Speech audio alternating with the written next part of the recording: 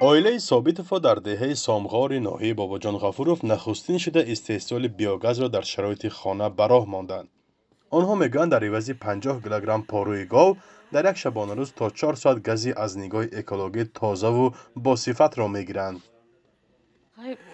пеш мана ин гази вай буд, жижини буд, хай мешад ваям нағз буду, хай сар сиё мекард, сар паст, ин мана баландтар, тезтар мешад овқутамо, чой даро меҷӯшад вақтои танги монда.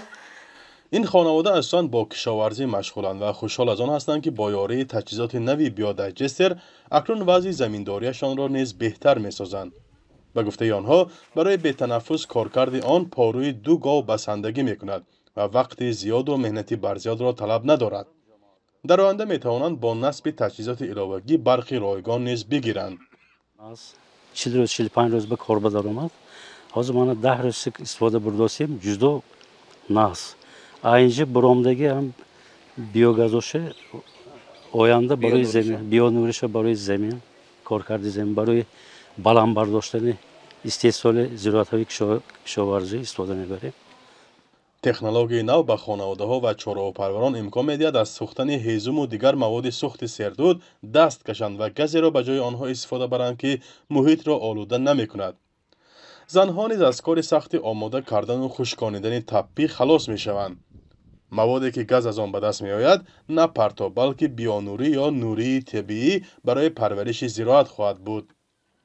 ин таҷҳизотро наимҷон тоҳиров раҳбари як хоҷагии деҳқонӣ низ роҳандозӣ кардааст ва истифодаи онро безарару манфиатовар медонад. хадамоти отафшонӣ аз тарафи экология ҳамаша аввали гузаронда баъд мо иҷозат доданд. инҷа ҳозир ин майданда атмосфери бисёраш не 2 атмосфера газ пайдо мешад.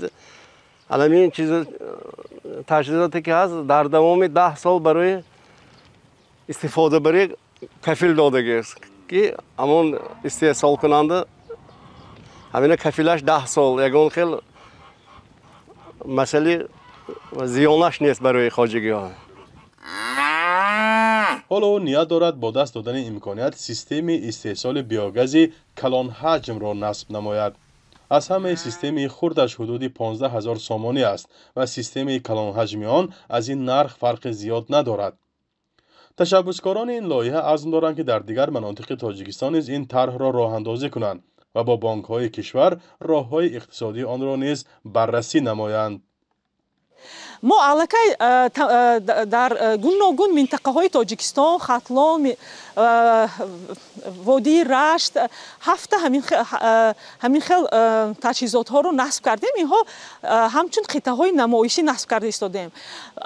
баъди он ки насб кардему газ ва оташдони хонаводаҳо пайдо шуд, ҳамсояҳо, шиносон, ёру дӯстои ҳамин хонаводаҳо омада дидосиянду ба мо аллакай муроҷиат кардосиянд ки онҳо ҳам мехоҳанд ҳамин хел таҷҳизотро насб кунанд. ин фанноварӣ аввал дар мексикаву амрикои лотинӣ кашфу таҷриба шудааст.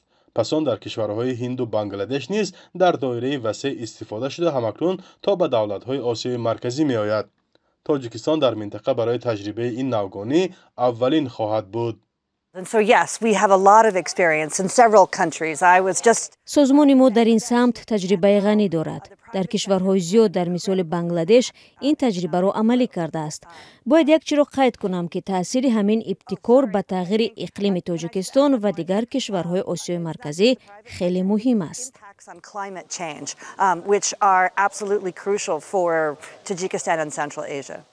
ҳадафи ниҳоии тарҳ ва роҳандозии технологияи нав мусоидат ба рушди кишоварзӣ як соҳаи муҳими иқтисоди тоҷикистон аст ки садҳо ҳазор нафар дар он кор мекунанд. иҷрои барнома ҳамчунин барои ҷавонони деҳот ҷойҳои нави кор меофарад ки тоҷикистон ҳоло назар ба ҳар вақти дигар ба он эҳтиёҷ дорад. фарзон муҳаммадӣ, радиои озодии ноҳияи бобоҷон ғафуров.